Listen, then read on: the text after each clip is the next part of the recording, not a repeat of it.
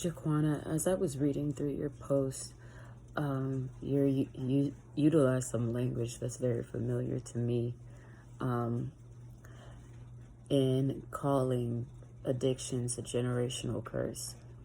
I too believe that there are specific things that are spiritual that can to be passed through the bloodline, and that Collins did mention that there are some individuals who inherit a higher chance of being addicted to alcohol.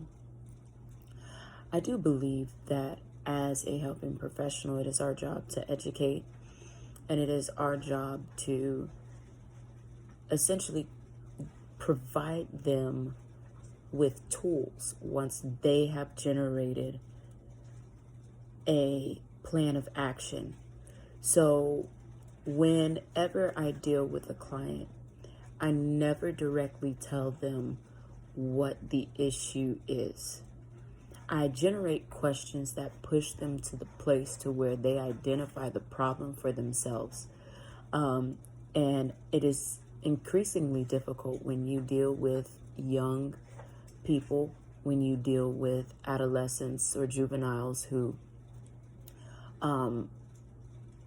don't are very defiant. But when providing them with the proper questions, it puts them in a place to give the answer that they know is the truth, which is there is a problem. And then we step in, well, how can we help you address this problem?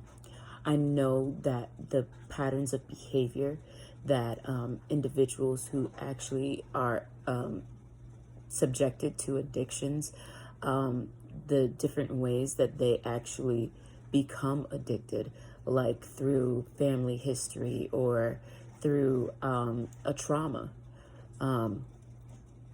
that in addictions, there's always the person who is addicted to the substance. And sadly, there's usually always an enabler who pushes this behavior, doesn't always necessarily agree with it, but will push the behavior because of their connection to the individual. I believe that it is our job, as Johnson said, to set limits.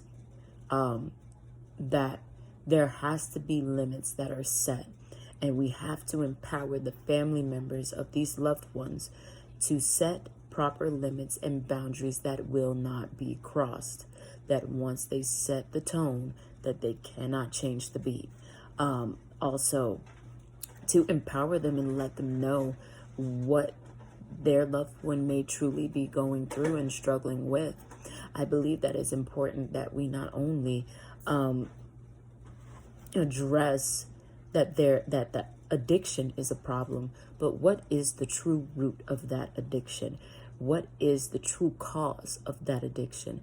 Did they undergo some form of trauma, mental, physical trauma, or is it something that they watched their parents do for years and thought it would be no problem?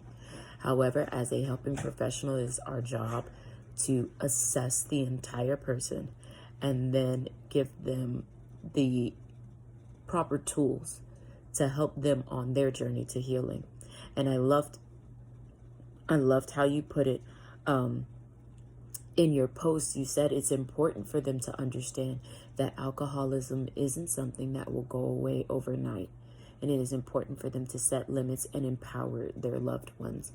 It is important to know that this is the journey of healing from addictions is not one that you could just wake up from.